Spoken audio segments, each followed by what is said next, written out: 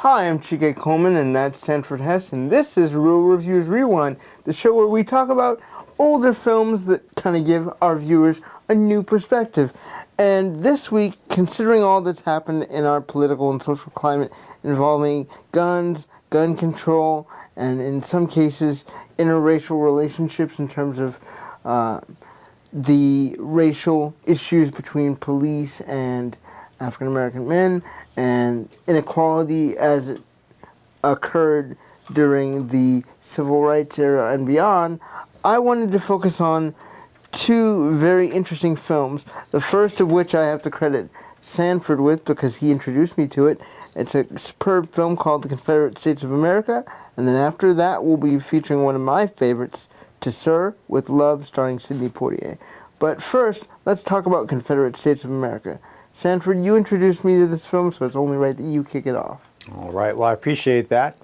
This film is a very tough film to describe, but I'm going to try right now. So the film is set in an alternate reality where the Confederacy won the Civil War.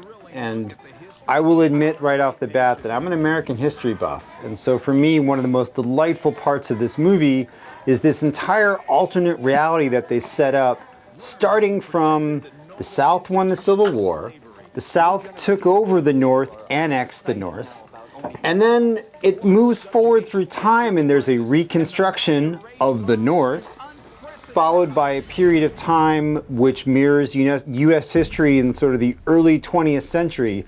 So during the time of internationalism and World War I, the Confederate States of America, as they're known, are more isolationist, retreat from the world, leading into, in the 20s and then in the 30s, some really wonderful political satire, because here comes Hitler. The Confederate States of America invites Hitler over to and convinces him that the actual final solution is not a good idea, what a waste of manpower. Instead, he should turn the Jews into slaves, and he becomes an ally of the Confederate States of America. Meanwhile, they are much more concerned about Japan, a growing power, and so the Confederate States of America decides to do a preemptive attack on December 7th, 1941 against the Japanese Navy. So these are the type of events that they do. Now, after they get through that, then it leads into the 50s and 60s, and during the Civil Rights era, in this parallel world, actually most of the abolitionists have fled to Canada, and from Canada comes a counter wave of anti-slavery, because at this point, again, there's still slavery in the Confederate States of America. And there's this coming down from Canada, sort of a counter wave against that. And there's some wonderful bits that they do. Rather than have the Berlin Wall, in this case, they build a wall against Canada, which I love because it ties into some of our current political climate. Yeah, it does. And then, so the movie, I should actually, now there's layers on top of this. The movie is told as a sort of Ken Burns style documentary, as if it was filmed by the similar to the British Broadcasting Corporation, the BBC.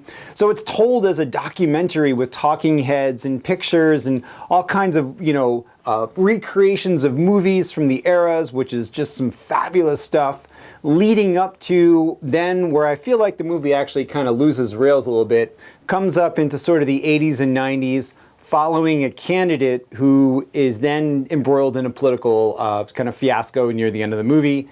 And I will be honest, the movie kind of falls apart a little bit about at the end.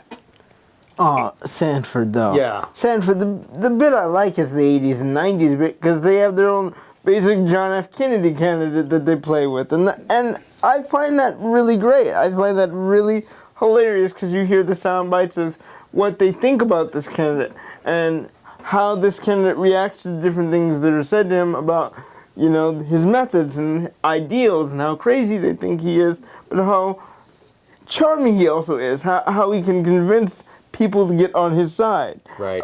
So, I mean, that's the stuff that I love. Yeah, well, he's also kind of a Bill Clinton style candidate. And I don't want to give too much away, but there's some sort of discussion about whether part of his own heritage is interracial. And so he has a great moment where he promises that my grandfather did not have sexual relations with that woman. which I just had me rolling on the ground because of all these wonderful references. And then the last thing about this movie, which has so many levels to it, it's also shown as if it was being broadcast on a station in San Francisco in the Confederate States of America. So it's interspersed with commercials.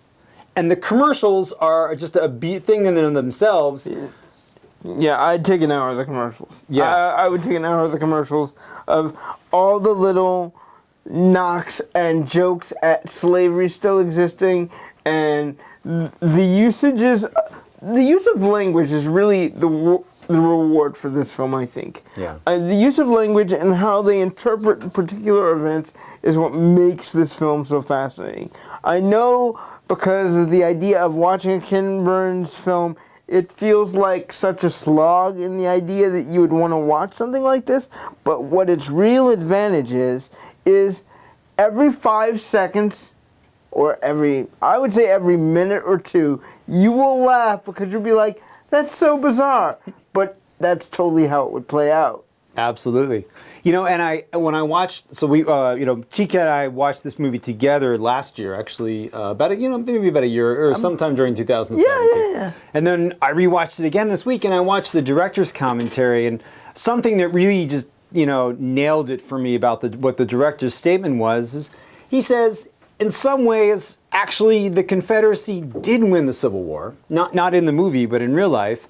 And one of his goals in the movie was to try to make the point that a lot of the things we take for granted, the Confederacy is really close to the surface. Yeah. And that some of the ideas and some of the thinking that was in existence on the Confederate side actually was really part of the mainstream of America all the way through. You could argue it hasn't stopped. Yeah. And to me, again, kind of being a history buff, that ties in very closely to the fact that, for example, the South ruled the Senate all the way through the Civil Rights era. Mm-hmm. And so really, that's true on many levels, and that was the statement that the filmmaker was trying to make. He's trying to confront us with these attitudes and basically say, look, this, it seems ridiculous, that there would be in this entire world so different than ours, but white person watching this movie says, hey, that's right. I mean, this is an alternate reality that is close to ours and yet radically different. And then obviously, there's an entirely different experience for anybody watching this movie of color. Mm-hmm. It's an alternate reality. I've always said this. I said this when I was watching this film, and I didn't write it down, but I said, it's an alternate reality that's not so alternate.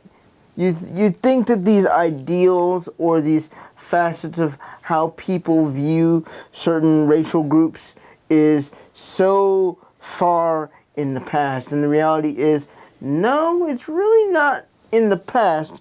It's just been adjusted or hidden in a different type of language or used in a different type of way. So in that sense, there's always an education going on. There's always something to learn from watching this film.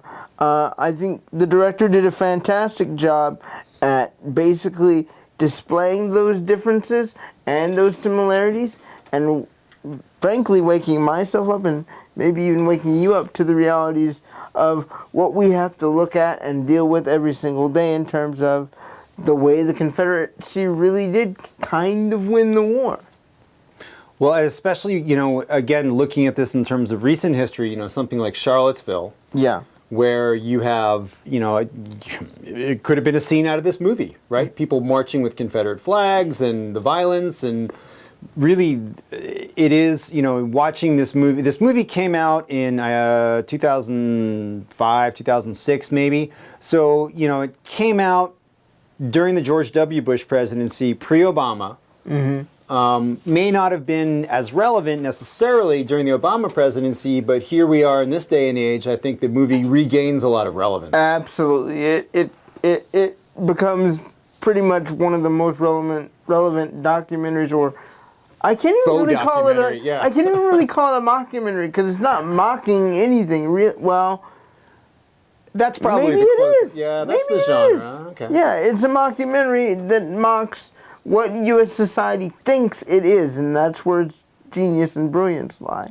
Right. And I think, in its ability to sort of show you how close we are. So just to give two examples, one of the things with these commercials that we mentioned, a number of them are for real products. Darky toothpaste and the glitter twins, cleaning powder. Mm-hmm. So these were real products that were marketed, and they even make the point, Aunt Jemima, Uncle Ben's rice, that they're still in our day and age. These stereotypes are being used to market products, and so that's what the commercials, sort of play from. And the other part of it, something that to me sort of spoke to. I thought was a real breakthrough moment in terms of seeing this in, again, our day and age. We say, well, how could that happen? How could this happen? It's amazing how easily in the movie, for example, after the Civil War, during this Reconstruction era, they're trying to, there's some scenes of Jefferson Davis, who is now president, is trying to figure out how to integrate the North back into the society, the slavery society. And it's his house slave who says, hey, didn't they used to have slaves in the North? Yeah. Maybe they're going to have slaves again. And boom, they come up with the idea of taxing people who don't have slaves. And what happens? Bam, slavery spreads quickly through the North. And now all of America is a slave country, or all of the Confederate States of America is a slave country again. And the idea that is so close to the surface, even in our current day and age, I think is the point that the movie's trying to make. I completely agree with you. And again, I think it's about subverting our expectations of what we think America's ideals are, and say, even though our ideals are different, the way we go about making things happen is the same. Yeah. Whether that be up for a positive change or a negative change.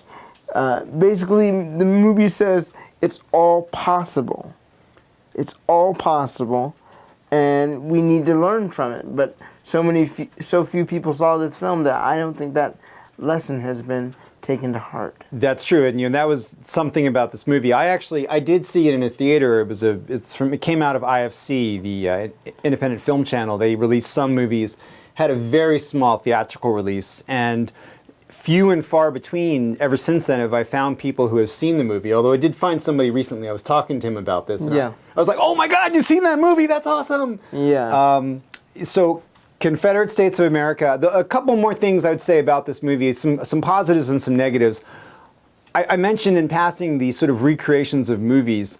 This to me was one of my favorite parts, is they went back and they shot a film in the style of D.W. Griffith, the Birth of a Nation style. They have one shot in a sort of a John Wayne 1940s style. They have a 1950s sort of school film that you might see. And in each of these cases, they've really taken the care to, there's even a part of the DVD, they talk about it, they filmed on the same kind of equipment. They scratched up the frames on purpose.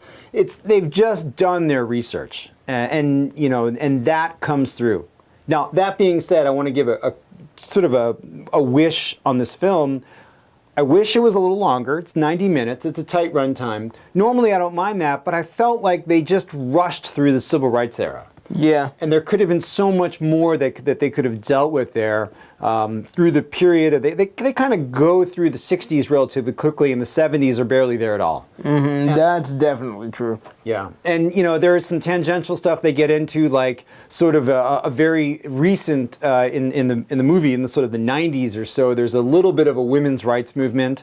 So I just felt like there was a lot of stuff that they could have brought in. Might have, diluted a little bit of the film's message, possibly, but boy, they could have done some more great stuff. I mean, yeah, there's definitely tons of different things that could have gone on.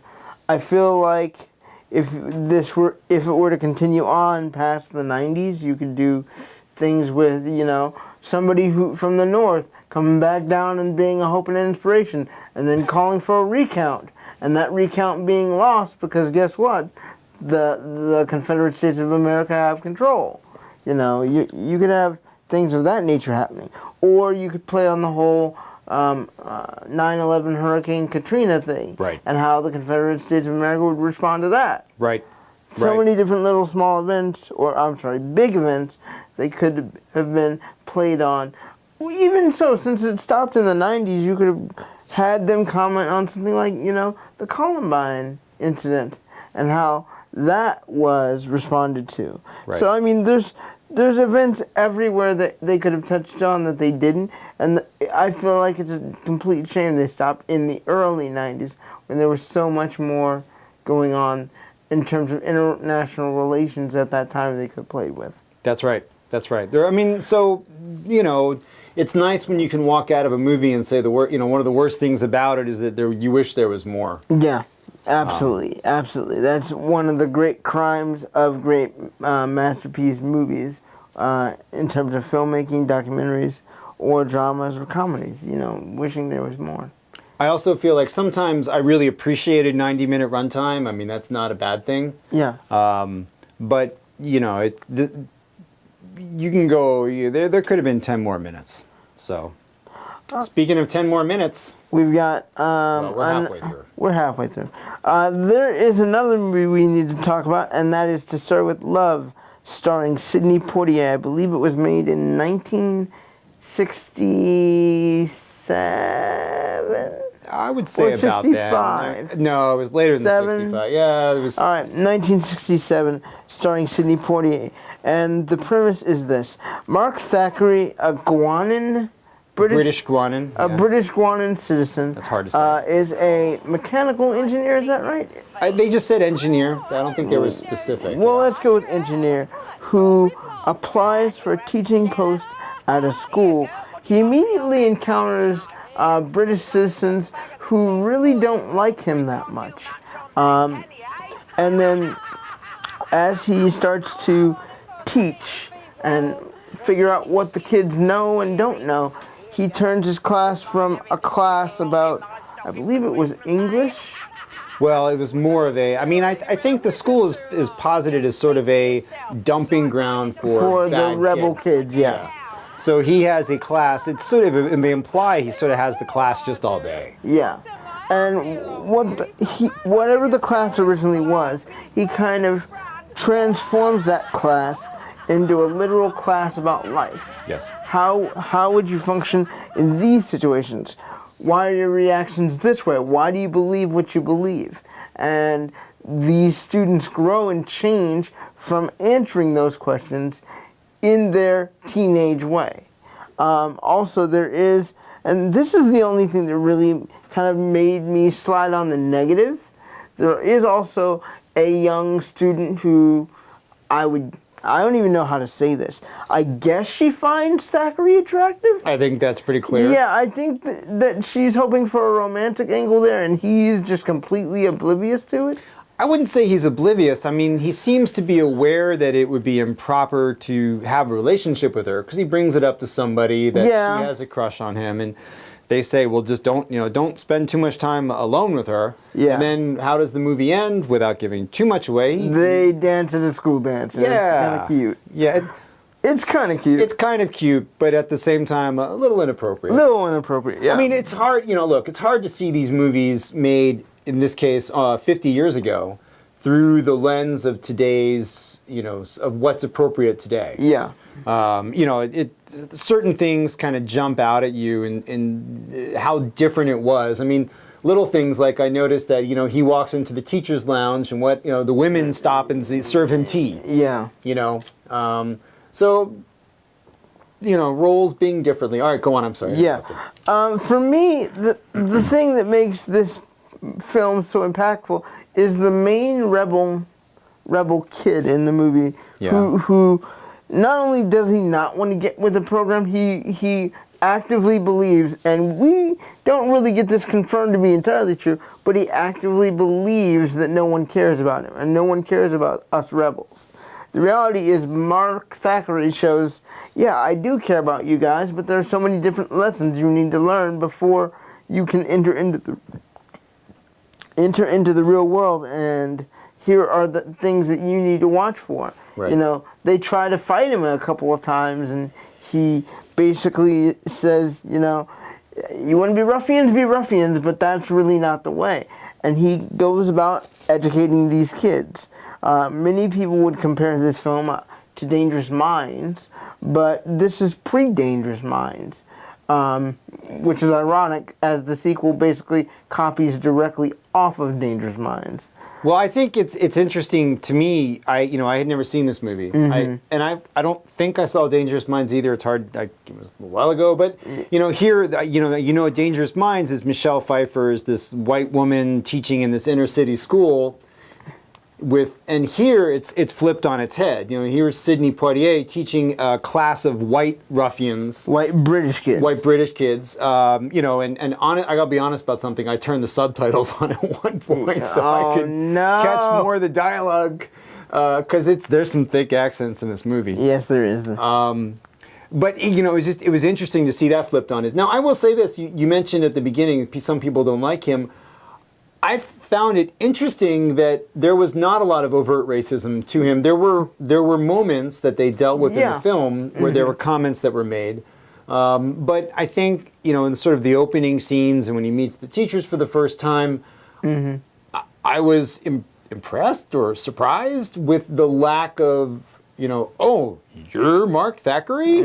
Kind of moments that you would have maybe expected. You would have expected that, but it wasn't there. And also his reaction to this stuff, he's nonplussed. Yeah. He's like, okay. Well, his whole movie, he's nonplussed. Yeah. I mean, he's like, okay, it is whatever it is. Yeah. I'm still going to go do what I need to do. You're not going to bother me any. Yeah. All right, so... what did you think, though? We haven't gotten to that yet. I didn't like this movie. Wow. Okay. All right. There we go. My main complaint about this movie was that I didn't find the characters very believable. Oh, they're archetypes. Yes. And that kind of turned me off. And then the turnaround in the students was... less gradual. It was sudden. It was just like all of a sudden a light switch flipped on. And then with the guy you mentioned, he was kind of the holdout until, and you said that he wanted, Sidney Poitier to fight with him. Then finally there's the scene where they say, oh, come on, put on the boxing gloves, and they have this fight with the boxing gloves. The whole point of the school was supposed to be that they don't use corporal punishment. Yeah. And then here's the scene where Sidney Poitier boxes with the guy. The kid hits him several times, and I'm like, oh, well, this is going to be interesting. He's going to beat up the teacher. What are they going to do with this? Sidney Poitier lands one good punch to this kid's midsection. Kid's knocked out, or, that's it. That's the end of the fight. And then he instantly respects him because he's hit him. And so I found that I was kind of like, what is this movie trying to say? That you should hit kids, and that's the way to get through to some kids? So, I just didn't find their turnaround believable. Now, I thought he was very good. Sidney Poitier was very good in this. He was very stoic and kept this dignified air throughout the entire film. But I found... which was made fun of, by the way. By whom? By the teachers. Oh, yeah. Well, I think, there's jealous. He comes in and he has this instant rapport with... after he gets past the certain phrase. At some point, this is not really clear, kind of a light clicks on for him that he should treat the students like adults. And then that kind of does create this instant turnaround in most of the class. As personified, most importantly, by this one woman who falls for him. Pam. So... I guess my problem with this movie had to do with the characters. I didn't really buy into the characters. I found the movie visually kind of bland, except there were two parts that I found interesting. Okay, go for it. One was this trip to the museum that they take. Of course, yeah. Which is shot in a sort of series of still pictures as opposed to being filmed. And they weren't the first people to do this or the last, but it was visually, it was an interesting change of pace from the rest of the movie. And the song Lulu did with To Start With Love. And just the dance scene in general was kind of interestingly shot with lots of, quick cuts and stuff like that. But otherwise, the movie was just kind of him in a classroom and the students in the classroom. It was just, I wasn't thrilled by the movie making side of this either. I describe this movie as a slowly increasing speed roller coaster ride. You start at this really deep incline, just going up, up, up. And then by the time you get to basically what amounts to the museum, then you're going, and you're back to the normal position again. Yeah. And I can understand why all those moments of success and triumph from the kids, and them liking Mark was a bit of a disappointment to you. And I can even understand from a visual standpoint why it would be a disappointment to you. Well, I mean, to me, I would say not so much a disappointment that it happened, more just that it happened so suddenly. I mean, I felt like they could have cut 5 minutes out of the scene at the end with the dance, which went on for too long. Yeah, that did. I'm And not gonna deny that. You know, and spent more time showing maybe some incremental, gradual changes in the students to make me better appreciate and understand where they're coming from when they have this turnaround in their thoughts. And you know, again, I'm watching this critically, right? So Yeah. I'm seeking things that I would like or don't like, but to me, I definitely wish they had handled that part differently. I can agree with you there. I personally, I'm a sucker for a Sidney Poitier performance, though. It's Sidney Poitier, one of the finest African American actors this world has ever seen or ever will see. Everybody says, "Oh, Denzel's great. Oh, Denzel's great," or "Oh, David Oyelowo is great." Yes, they're good, but can they command as deeply and as strongly and with such conviction as Sidney Poitier? Yeah. They can't. They never will, in my opinion, because there's just a level of truth that he brings out with every monologue or speech he ever gives throughout this film. And I would say, you know, to his credit, he doesn't give a lot of speeches. A lot of the movie, he's silent. Yeah. Or speaks very cryptically, or there's just a lot of sort of, he's acting with stare. He's acting with his eyes, yeah. Yeah, and no one does that anymore either. Right. I mean, and that's actually a good point. I mean, this, you know, you watch a movie from 50 years ago, and it's just such a sort of languid pace as compared to today's movies, which are so crash boom all the time. You appreciate that, and you know, I do not in anyone say, oh, I wish it had gone lickety split. And again, I wish that they had sort of developed some of these things even slower. I would want to see more development from Lulu, because they make her they put such an emphasis on the fact that she's in the film, Yeah. but she rarely does or says anything until she gets that one singing moment. It's like, Right. why would you put her in the film and not give her a little bit of an arc? Right. Like, make her an orphan, because wasn't one of the kids an orphan, if I can? Possibly. Or a street urchin, one of the two? Yeah, I feel mean, like one of them was. Yeah, I mean, they all had issues. And actually, you know, again, that's sort of the more interesting moments was the stuff with Pam's mother and that sort of side story with her relationship with her mom. Yeah, I agree with you. I mean, you know, take a couple of these kids and give us a little bit more. Actually, the kid who was mixed race. Yeah. I thought, you know, that was, again, a more interesting character. They had some, you know, he had his own little bit of a story to him. He did. Give us a little more of that with more of the kids. That's all I'm asking. I mean, if you had that, would you have rated it higher? Or? Possibly. I would have felt more for the change that occurred as opposed to just going, oh, okay, yeah, they flipped the switch and now they all love him now. Kind of like Sister Act 2 Back in the Habit. Sure, I'll take your word for it. No, I take it you haven't seen that either. But yeah, I really love this film. I recommend it for Black History Month. I recommend it for any month, really. But you have to be, again, okay with the fact that things develop slower and are resolved more quickly than you would like. And it's got the famous title track. Oh, yeah. The one that nobody's ever listened to. Well, I think when people hear it, time. they're like, oh, yeah, I know that song. You know, I mean, for me at least, I grew up on oldies radio, so I was like, oh, yeah, I know that song. I hope so. I hope people know it or come to know both of the films we've talked about today. There you go. And for our next episode, since we are so high on the idea of making choices and moral decisions, I thought it would be great to close out the month of February or start the month of March with 12 Angry Men. Ooh. Which one? The original, of course. Good. Can't ever do the TV movie. Just the original. So that is one of the films we'll be talking about the next time you see us. The other one will be decided off air. So until next time, I'm Chike Coleman, and that's Sanford Hess, and we will see you all later. Bye, guys. Enjoy the movies.